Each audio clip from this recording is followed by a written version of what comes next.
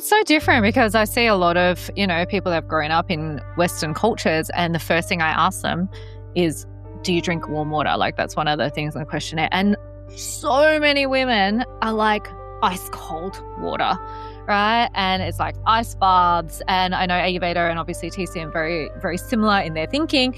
It's like, it's got to be warm. Like, you got to nourish the body and not wake up first thing in the morning, have this green smoothie, right? That people were doing for ages and ages. And then in the middle of winter, like, they literally bring ice cold drinks to the gym. I'm like, they go, I can't drink warm water. I said, what do you mean? Yeah. They said, I only drink ice cold. I'm like, you only drink ice cold?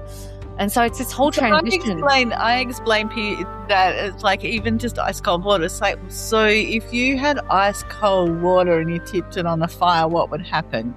People have got to actually sort of start thinking. Welcome back to the Holistic Health and Hormones podcast.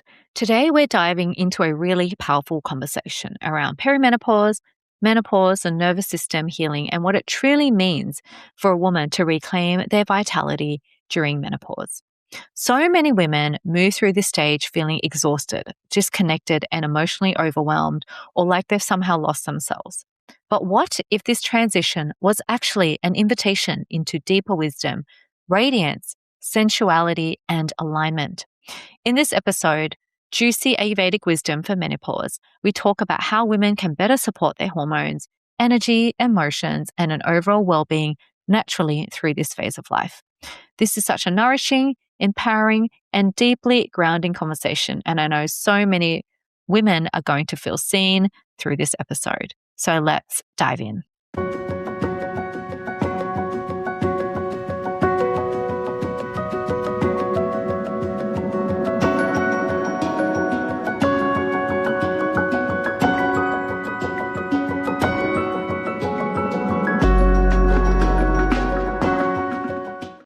All right. Hello, and welcome to another episode of the Holistic Health and Hormones podcast. Today, I'm super excited to have Christina with us, who is an Ayurvedic alchemist devoted to guiding women through the transformative passage of perimenopause and menopause. With a science degree, 3 decades of practice, early training in the Himalayan foothills of India, she offers natural, grounded solutions and support for women and men navigating fatigue, burnout, and the unpredictability of midlife change. Having rebuilt herself many times from trauma to single motherhood to global leadership, Christina walks with women in their most tender transitions with fierce love and gentle strength. Her work restores the nervous system, awakens vitality, and helps women rise radiant, juicy, and whole. For Christina, Ayurveda is not a modality, but a devotional way of life, and she creates a sacred, safe place for women to reclaim their vitality, truth, and crown. Welcome, Christina. Thank you very much. So you speak a lot of my language. I'd love for you to explain to those who haven't heard of Ayurveda, or maybe have but don't understand what that is. How does Ayurveda, or how has it taught you about life and about menopause, and just what I think the modern culture really misses in this day and age? Well, that's a whole podcast in it. That's a whole podcast. So what is Ayurveda? Yeah. I mean, Ayurveda is a living container. To me, Ayurveda is about the way living it's a science of life. It's a living system for how to bring vitality every day to our body, mind, and spirit through aligning with the elements. It's very similar to TCM because obviously I've got a traditional Chinese medicine background, and it's very similar in that sort of Eastern philosophy where it is all about the elements, how our body is one with nature. And when we're following the practices of nature, sleeping, when the sun goes down, rising, eating according to the seasons, eating according to your constitution, blood typing, all of that, which I think has been lost in the modern world so much. Like, we don't go back to our roots, which is what humans are. Interesting. I was just writing a whole article on our roots and accessing our taproot. And that's really one of the keys of menopause, is that it's a transition time. And in Ayurveda, we call that the Kaya Kalpa. It's a body transformation. And so it's actually asking us to reroot ourselves, to actually come back to the roots and plant ourselves again in the earth and allow ourselves to regrow like a tree does. Like it's actually like I describe it like a deciduous tree. Mhm. That we've been growing and in life and everything, and then we get to this transition of menopause, and we've got to actually go within and drop all our leaves off like a deciduous tree, and start to breathe, go internally and breathe from our roots. I think that's been lost in even earlier than just say in the perimenopause, which is sort of in our 40s. I mean, even I think this day and age, a lot of people aren't even really intuitive. They're not doing anything to do with nature. It's just rush, rush, rush, go, go, go.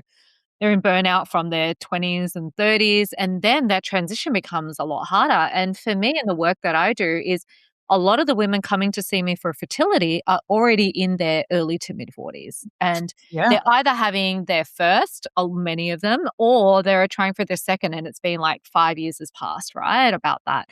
Several years have passed. And so it becomes really difficult. And so they are, when their body is trying to slow down, they're trying to have a baby and all of that. And so, which is obviously in traditional cultures, we aren't supposed to be having, children in our 40s, right? I mean, if we follow the cycles, like even in the specific 7-year cycles of women's reproductive health, where it's like 14 is when menarche is supposed to happen. And then, we're supposed to be at our peak, sort of in our 30s. And then again, really by 49, we start to slow down with and menopause happens. But for a lot, they are going into menopause or perimenopause even earlier. Like you can see AMH is starting to decline well into their early 40s. That's why it's struggling to conceive then. But yeah, and then many have been now going through menopause through 50s for 5, 10, 15 years, some of them. Like Well, long. what I see, it's actually it all begins at menses. This is Yes. the whole thing. It's like Yes. in Ayurveda, we see that it is a report, like we believe it's a report card to menopause for what you started with in menses. And if you're not grounded and do the process in the first stage of the transition and find a place of self-nurturing and self-care in that transition, then it's just going to keep coming to pass each month because we're given an option, and that's the beauty of nature is that we're given an option each month to Mhm. come in and see and self-care ourselves and just give ourselves some time and space to look after our bodies so that we can actually like move in optimum health. If we don't do that, we're gonna find that we're just constantly not in the we're constantly up. We're not cleansing. We're not moving the energy in the right direction to be able to keep the health and cleanse of our bodies. That's the thing. Like you can also see the health of their bodies. And I said, look, having a baby and their period cycles, the way their menstrual cycle shows up each month or not show up. I've had people who have cycles every three months, or even the younger generation. I've seen some in their 30s have them like with PCOS and that, like maybe shows up like a couple of times a year. That is all signaling that obviously something is off in the body, right? And when you go to, obviously, when you go to a Western doctor, they just want to prescribe you contraceptive or give you some sort of drugs or whatnot without really going back to the roots like Ayurveda and TCM do. And it's actually looking at what are you doing with every other little bit of your diet and lifestyle, right? Like, are you resting when you're supposed to? Some of them will still go to the gym and hit, doing hit classes and really intense classes when they're bleeding profusely. Yeah, yeah, and these act in Ayurveda, we've got all the different directions of Vata, and a part of Vata, downward moving energy, is meant to be resting at that not at that time. If you're activating, it's like it keeps it up, and then there you go. You keep having the Vata moving in the wrong direction, then you're going to have the endometriosis, all those upward energies, and the body is not being able to release. Again, we're going back to the roots, come back Yes. to keeping ourselves grounded in. And the womb is such a sacred, I guess a sacred organ. So let's talk about a bit from an Ayurveda point of view. How is that, obviously we're trying to nurture. And if you have been lucky enough to have kids or several kids, or those that haven't, how is that nurturing that sort of organ and the energy of that contributing to people transitioning through menopause and into, later on? nurturing the womb. Like, Yeah, I know. like comes I back. say that you nurture the womb, you can have a beautiful baby, but it hasn't been nurtured a lot of the time and it gets That's, neglected and you think menopause comes. it's our home of our creativity. Yeah. It's connected with everything. It's connected with our waters. It's connected with our Mm. life force. It's connected with our voice. It's the home of creation. And if that's not nurtured, Yeah. and again, we go back to regularity. Like, so Ayurveda, it's like, it's in the seat of Vata. It's like, that's the place where if we aren't regularly in the diet and lifestyle, regularly eating, making sure our foods are warm and Warm. nourish Yeah. nourishing, making sure that we're oiling ourselves, making sure we eat regularly at regular times, we regularly sleep. The whole key to softening vata and any kind of excess wind in our system is to have regularity. It's so different because I see a lot of, people that have grown up in Western cultures, and the first thing I ask them is, do you drink warm water? Like, that's one of the things on the questionnaire. And so many women are like, ice cold water, right? And it's like ice baths. And I know Ayurveda and obviously TCM very, very similar in their thinking. It's like, it's got to be warm. Like, you got to nourish the body and not wake up first thing in the morning, have this green smoothie, right? That people were doing for ages and ages. And then in the middle of winter, like they literally bring ice cold drinks to the gym. I'm like, they go, I can't drink warm water. I said, what do you mean? They said, I only drink ice cold. I'm like, you only drink ice cold? And so it's this whole So transition. I explain that it's like even just ice cold water. It's like, so if you had ice cold water and you tipped it on the fire, what would happen? People have got to actually sort of start thinking, and that's the beauty of Ayurveda and TCM. Is like we start thinking of we are the microcosmos and the Yeah. macrocosmos, and when you start just sort of explaining that to people, of like, putting a damp smoothie in your mouth first thing in the morning, when you're trying to light a fire, go out camping for a week and try and light a fire, but pour a bottle of water on your fire first. It's like bringing it. I love simplicity of Ayurveda, Yeah. the simplicity of the natural. And when you start stripping everything back, you can start seeing that if we, and I think that that's what menopause is asking us to align and see us as a bigger picture and how we can become connected with understanding the elements of life. What do you think are some of the most common imbalances and things that you've seen in women going through this transition? Well, adrenal fatigue. Oh, yes. It's speaking I from think the earlier. most common ones: adrenal fatigue, brain fog, Yeah. and hot flushes. Mm. So, and they are categorized quite specifically in Ayurveda. So, adrenal fatigue is more vata aggravation and more depletion. And it's that constant pushing, pushing, pushing, and not stopping and not resting the self and never. And so then the adrenals start stealing from the kidneys, and then the kidneys get depleted, and the whole thing goes down. Yeah. And then you've got pitta, which is more hot flushes and more hormonal imbalances.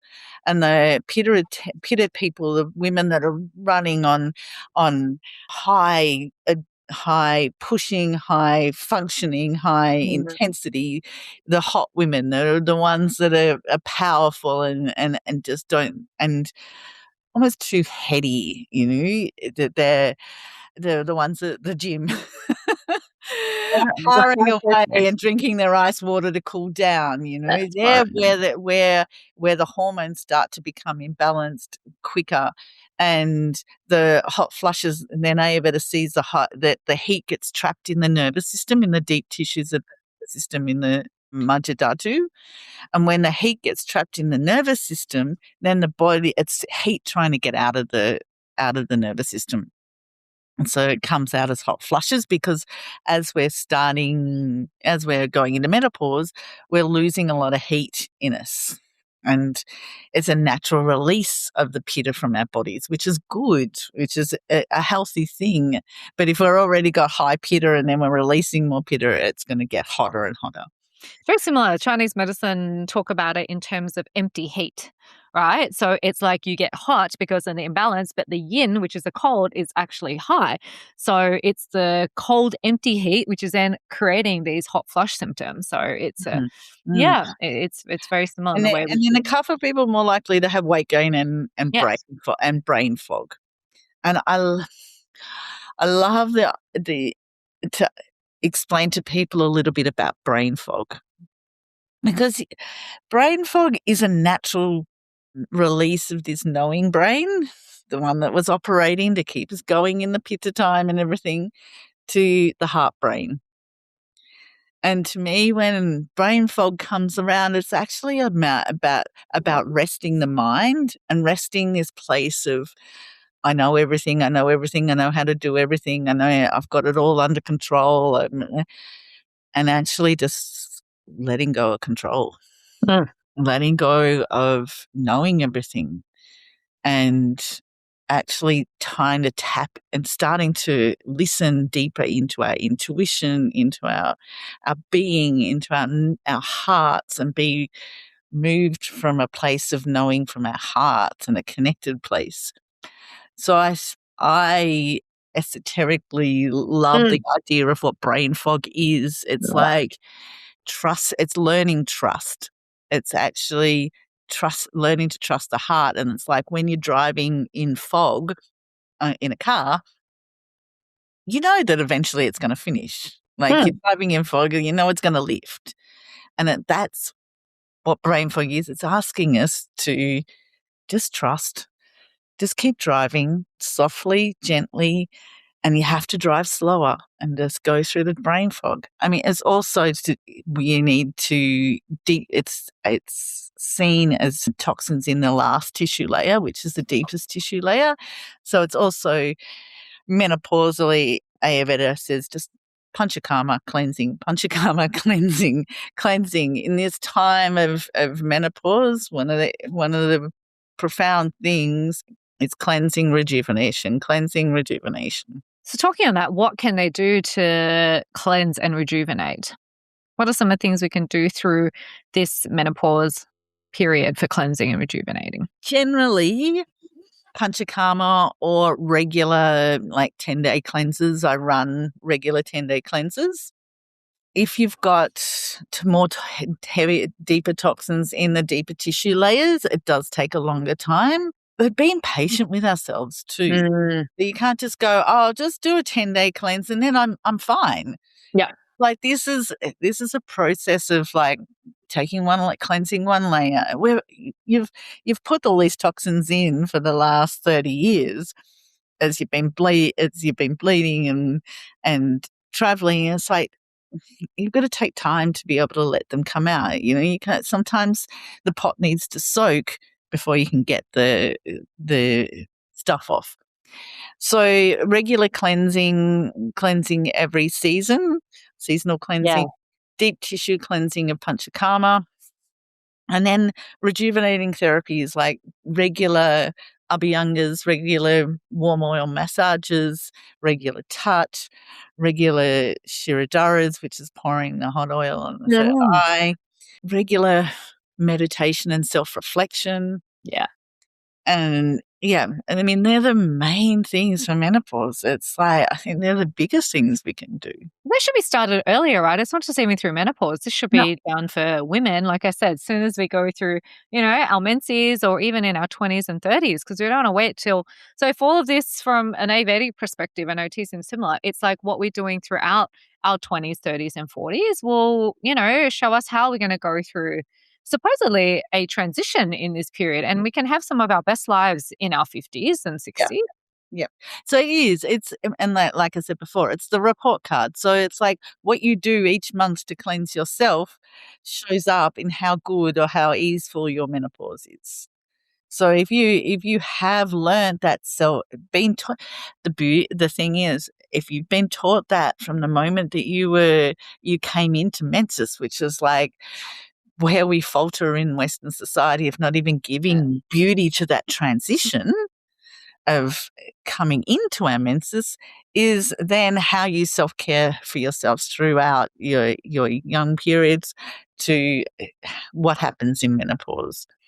It's not And addressed. So it's not even a lot of address. As soon as like they have their menses, say, it's starting a lot earlier too. I think for some of the women, some girls I've heard as young as eight no, that's having their just menses. But it, even with that, if you have a couple of years of painful periods, you go to a GP and they put you on the contraceptive, and then you're on that for like 20 years, right? And then when you want to start having a family in your mid 30s, a lot of them, they've come off it, but they've been on it since they were teenagers. so their You body know? doesn't know, their body's lazy. It doesn't know how to operate the hormone system. So Mm. the hormone system's been done for it. Right. Same with HRT. Yes. It's like it's like the avoidance of these transitions.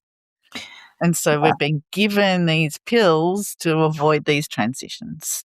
Yeah, let's talk a little bit about HRT. I mean, look, that's the thing. If people are going through these hot flushes, they're having all these severe menstrual menopausal symptoms, then they want to, they don't want to go through that transition. They want to make things easy. It's like if they have painful periods, I want them to be on contraceptive. I don't want to, have to deal with this. Instead of figuring out why is it painful? Yes.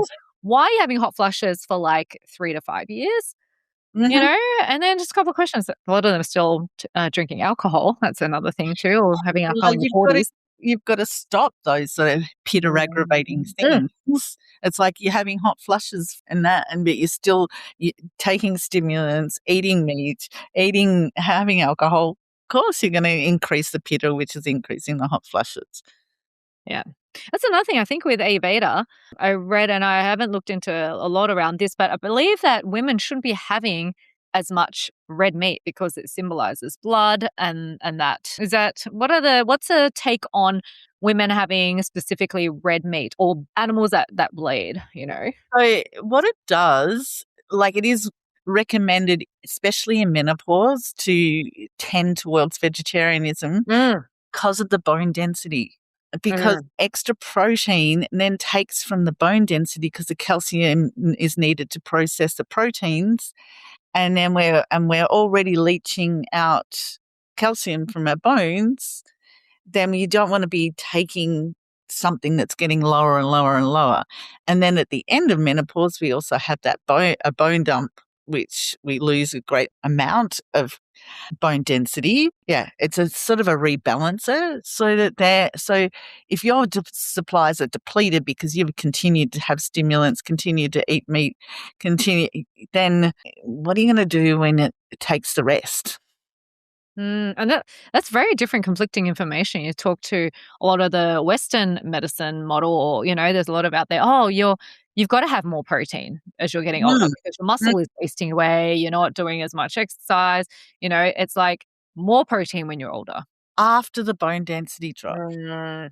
So, like this period of menopause, it's really, really important to watch your protein intake, to have good proteins, but not meat proteins that are really hard on the digestion. Mm. Metabolism slows. We start to become slower in the metabolism. It's harder to digest these things. And so our body's working harder, and then we're not eating them at the right times of the day. It's like it's taxing on our digestion. That's And weight gain. I mean, yeah, that's why the weight gain is so people just notice in their late 40s, it's like all of a sudden, they're just whatever they're eating, they just can't shift the weight.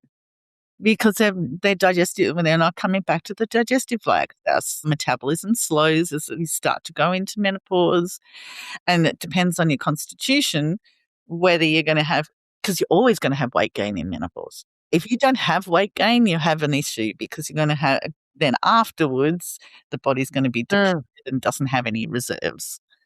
Yeah. So it's like it's super important that we actually honor the fact that in that little time of menopause, we do gain weight.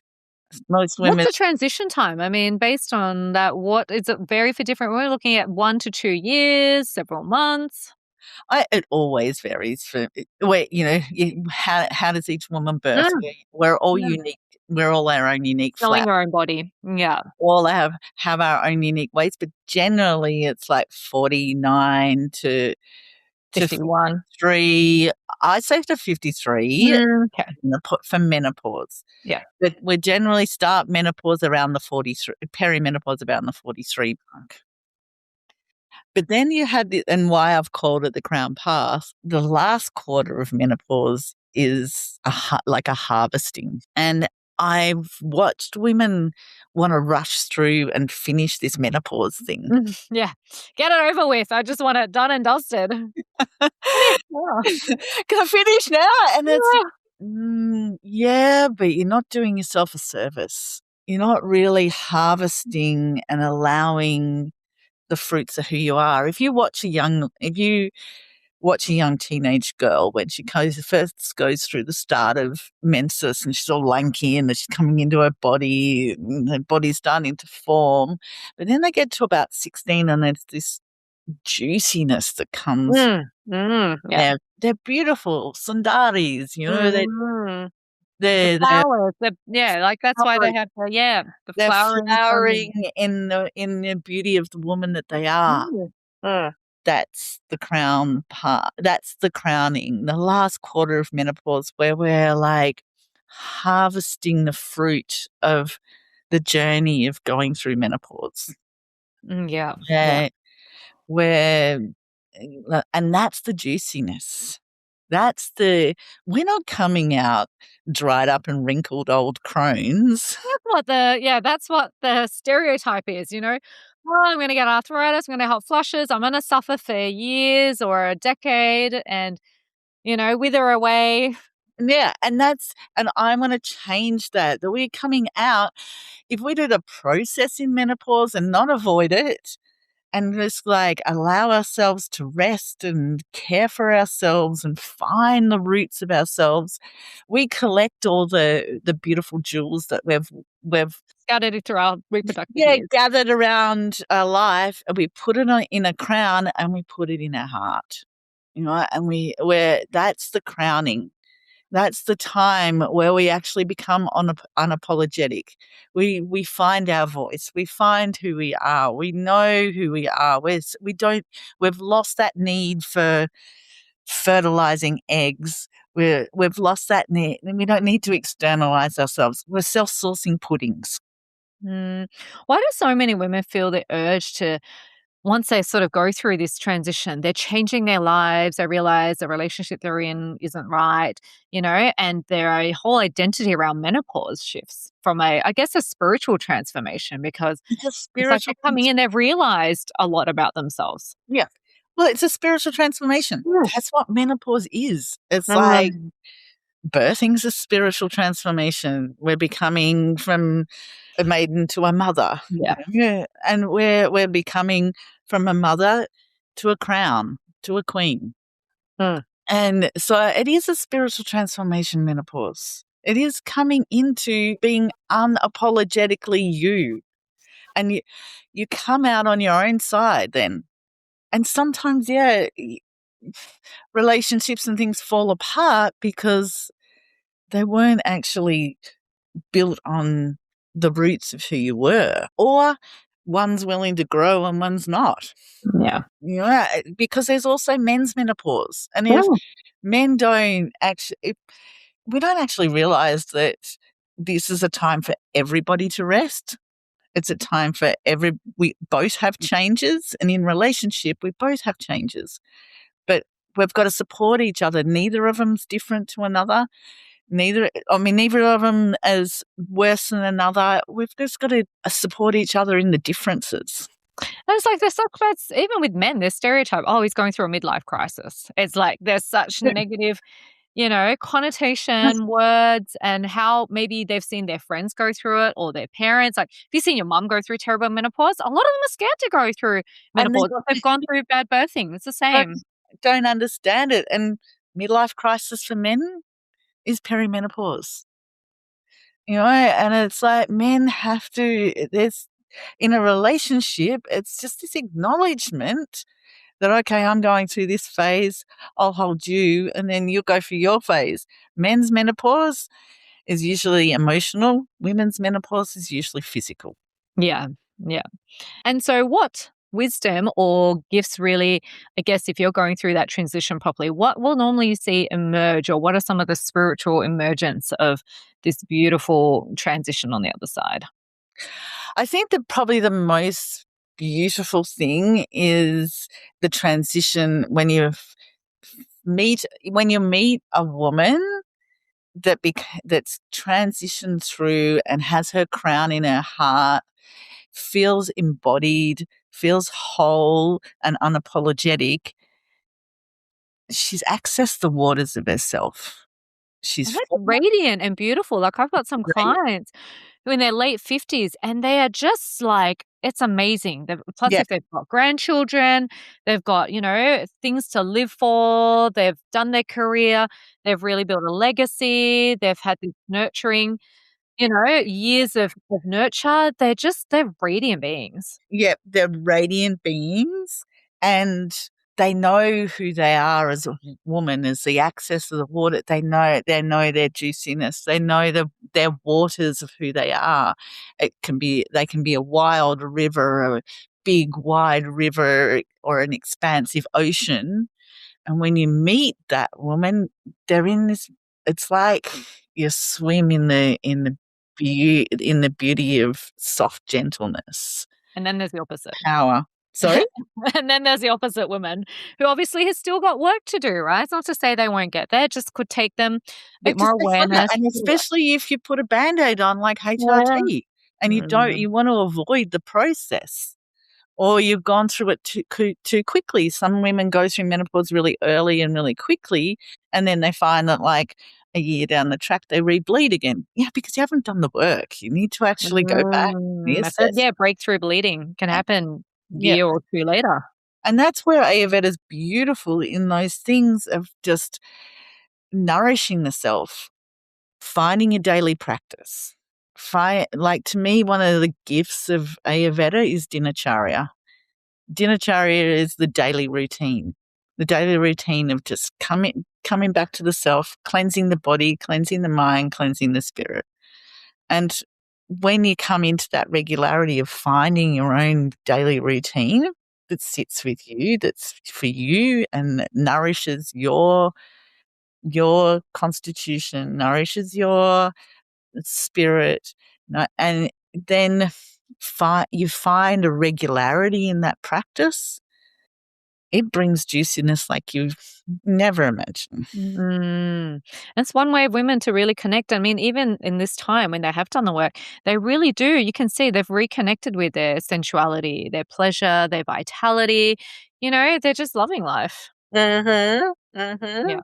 What are Mhm. some simple Ayurvedic rituals? So you mentioned some of the things. So what else can women begin to start implementing immediately, even if they're not in their 40s, even if they're in their 30s? Dinacharya is always something we can implement. Yeah. You And know, regular practice. finding our daily routine and finding a self nurturing practice every day for cleansing the body, mind, and spirit, regardless. Like it doesn't matter whether you're in your 20s, 30s, or 40s. It just changes and moves a little bit with lifestyle and things. What's your Um, daily practice? what's mine? Hmm. So, from the basics of waking up in the morning, actually one of the first things I do when I come into my body in the morning is connect with the elements. The sun. No, I actually Yeah. it's like I before in that zone of coming into the body, I connect with the ether and say a prayer to the divine. Thank you, I'm here for the day. Huh. And then connect with touch, with the air. Just hello, connect. Yeah. Hello, how am I? Connect with my feelings, with the waters of the body. How am I feeling today? And that's all in a matter of a couple of seconds of just meeting life, and then put my feet on the ground and say thank you to the earth for holding me today. Mm. Mm. And that simple process of just connecting with the air, the ether, the fire, the water, and the earth as a daily practice has been there for a long time with me, and it speaks to where I'm at each day. Yeah. Mm. And Beautiful. then getting up and stroking the tongue, eliminating, having my morning drink, And then it will depend on where I'm at for the day, whether I do a yoga practice, whether I go for a beach walk, whether I have a regular practice of doing warm oil, abhyanga. Mhm. I have the blessing of being able to choose what I want to do. Being more kapha in nature, I need that changeability. Different people need different Mm. things. Mm. Yeah, Yeah. yeah, What and then about for gratitude even, right? Like when you say waking up in the morning and just having just a little bit of gratitude that you're here for another day, because we shouldn't take any days for granted. well, Yeah. every day is an opportunity for us to cleanse our body, mind, and spirit, and start fresh. Like we're given every day, we're given a day to start fresh. And each evening, saying thank you to the day, releasing what we don't need to carry so that we can sleep well and not have any emotions there, put them out for the day before we go to sleep. Yeah. That's beautiful. What specific foods have you seen? Foods, anything around women going through that perimenopause and menopause, from an Ayurvedic perspective? Some of the herbs that you love to use when supporting women through this transition. Well, I mean, the best herb is the shatavari especially for, Yeah. yeah, Mhm. for pitta women. Really nice in a night milk in evening time for helping because it really helps all the hormone imbalances. So women can start taking shatavari at like 43 as they start going into Mm. perimenopause. And that's one of my faves. Yeah. Yeah. Aloe vera is one. It's also really, really good and Ayurveda uses aloe vera a lot for pitta women in Ayurveda. And for gut health as well, it's really good for nourishing the gut and cleansing the colon. Yeah, yeah, as well as for hot flushes Mm. and reducing heat from the body, and having it in the morning will help reduce heat from the body. You're making sure that it's properly edible aloe vera and it's natural and it hasn't been processed, and Yeah. there's several things to do. One of my favorite herbs is shilajit, which is really Yes. good Great for for testosterone and like people also around fertility. Use it a lot. really good for fertility, but and really good for bone density. Mm. However, it's really, really important that it's not just taken willy-nilly. It's like it's actually really heavy on the digestion, and it needs to be taken. It's a resin, so it's quite dense. Well, yeah, it's a mineral that Yeah. comes from the rocks. I used to collect it when I lived in India. Ah. I'd go up with the mountain monkeys and collect it from the mountains. Amazing, amazing essence because it is grounding. It's minerals from the rocks, so it's actually really, really good for grounding for low bone density. But yeah, you've got to make sure that you take it with a good digestion and that it's actually digested properly. Mm. Brahmi is really good for the mind. Mm. Brahmi grows really, really easy here. You can just have it in a pot and put it in your salad. You can make Brahmi water. You can Mm. me Yeah. tea. Really good for clearing the mind and keeping that brain fog. It's good for the brain fog. Mhm. Brahmi nasya, like Mhm. nose drops. And I think it's just also finding someone who is working with women through menopause or naturopath and Ayurvedic medicine for them to really base it on constitution. Because that's the thing. People have internet these days, but they will still be having things for the wrong constitution. It's same with even in TCM. A lot of the women who go through menopause and even in the early sort of 60s, they know that ginseng is good. And so everyone is taking ginseng, but it may not be right for you and your constitution, right? So even though natural medicine is good, it's good for the right constitution. And Exactly. And good for the right constitution at the right stage, at the right season, and where you're at, if depending on your imbalances.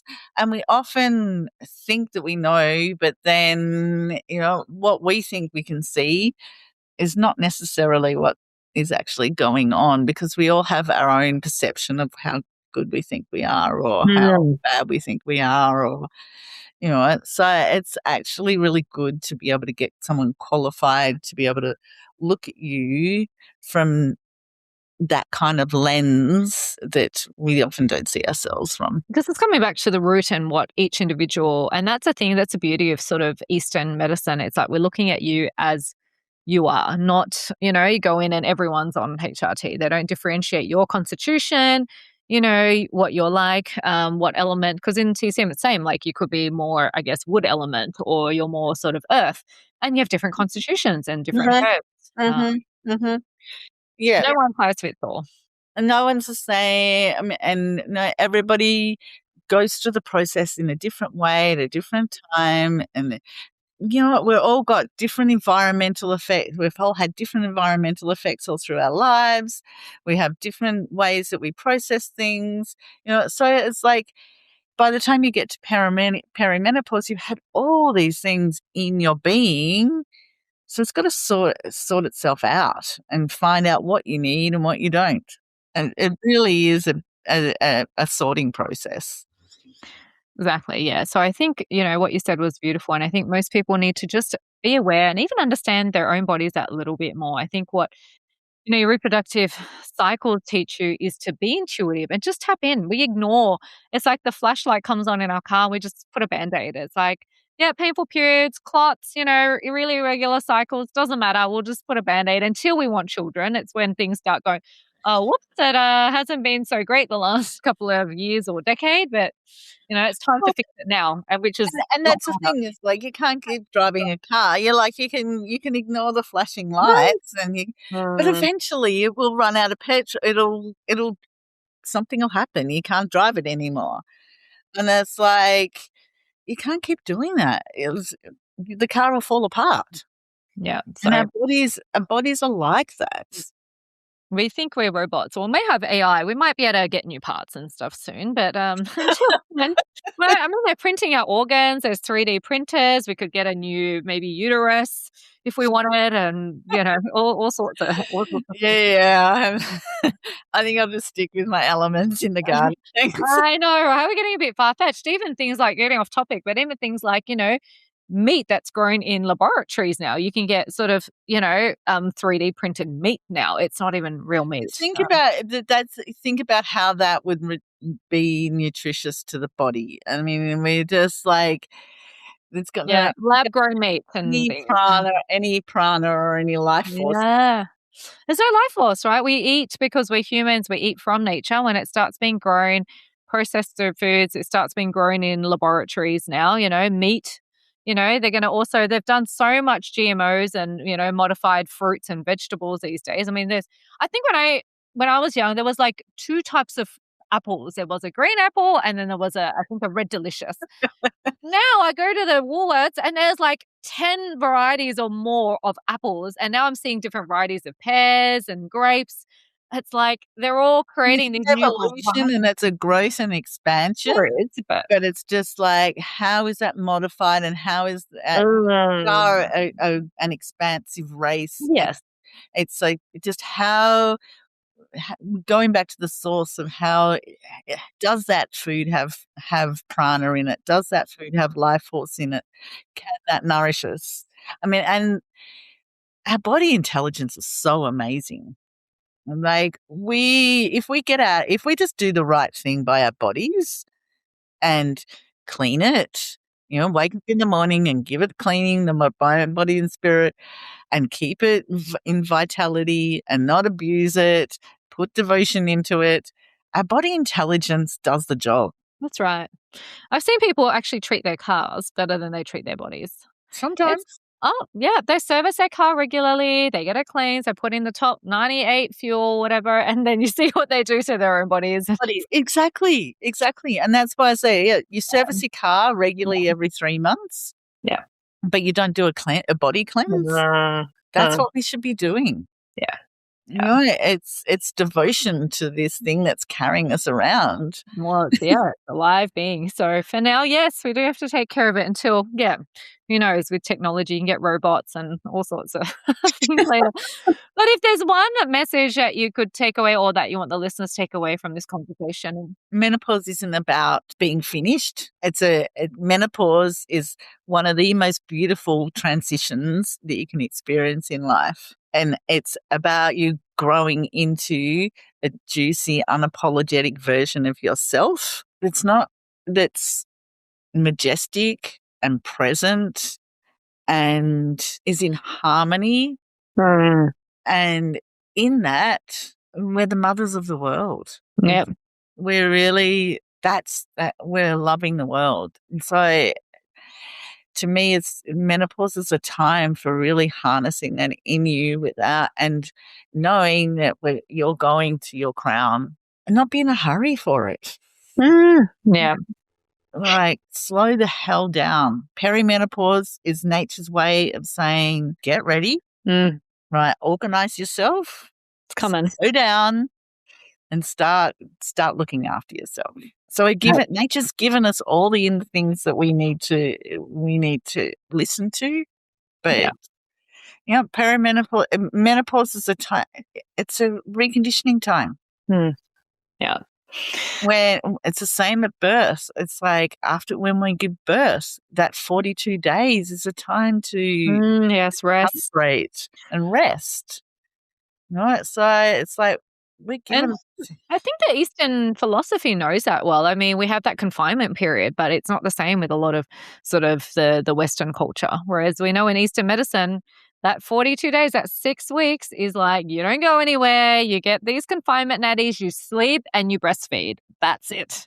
Well, to me, we go back to where we started at the start with why there's so much problems with hormones. There's so much endometriosis. There's so much quick, fast, early menopause, early perimenopause, because it goes even further back to not having postpartum care and not being fully rooted in our bodies. Exactly. Beautiful. Yeah. So if you want to connect with Christina and also be that unapologetic, vibrant, beautiful queen and step into that transition of menopause with absolute vitality, where can people connect and learn more about your work? So you were talking about you releasing a new program called The Crown Path. Yep. So I've got my Juicy The Crown Path, and that's available now online. You can go onto my website, Embodied Ayurveda, which is EMBODYED. Ayurveda, AYURVEDA. Or just message me. You can connect with me on the socials, find me on my website, or call me, Yeah. Amazing. We'll pop all your socials there. But yeah, and then my book, The Crown Path, will be, fingers crossed, but it has its own menopausal time because you can't hurry. The whole thing is, it's like I had a little giggle about it the other day because it's like menopause, you can't hurry. Menopause has its own process of growth, and you can't tell menopause when you're ready for it to finish. It does the work. And so I'm writing a book on menopause, and I know I'm wanting to finish it, but menopause. So obviously not ready to be birthed just yet. Exactly. A little bit more time. Hopefully in July that'll be out on the shelves. If you nice. If you're looking for it, message me. Beautiful. We'll pop it in once we get the link. Yep. Awesome, Christina. It was lovely chatting with you, and I hope everyone learned a few things. And remember to just love, care, and really, I think the whole message is to really be mindful of your body, mind, and spirit's all connected, but to do the work and the spiritual work. And a regular daily practice. That's it. Today, come into the devotion of the self before you give out to anybody else. Beautiful. Thank you so much for your wisdom, Christina. Pleasure. Thank you so much for tuning into this episode of the Holistic Health and Hormones podcast. I hope today's conversation reminded you that menopause and midlife are not something to fear or simply to get through, but instead become a powerful invitation to slow down, reconnect with yourself, and rise into a new season of wisdom, vitality, and feminine power. If this episode resonated with you, please take a moment to share it with a friend, leave us a review so that we can continue spreading these conversations to more women who need support and reassurance during these phases of life. And as always, remember, your body is not working against you. It's communicating with you, guiding you, and inviting you into deeper healing. Until next time, look after yourself, honor, and take care of your health and body.